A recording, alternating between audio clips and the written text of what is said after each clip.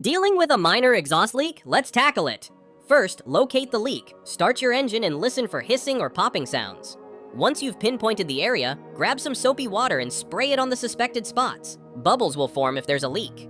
Now, for a quick fix, you can use exhaust tape or putty. Clean the area around the leak thoroughly, then apply the tape or putty, pressing it firmly to ensure a tight seal. If you're feeling a bit more adventurous, you can use a clamp or a rubber patch for a more durable solution. After sealing, let it cure for a bit, then fire up the engine again to check your work. If the sound is gone, you've done it. Just remember, this is a temporary fix. Make sure to get it checked by a professional soon. Got questions or your own methods for fixing exhaust leaks? Drop them in the comments below. I'd love to hear what's worked for you. Thanks for watching, and I'll see you in the next one.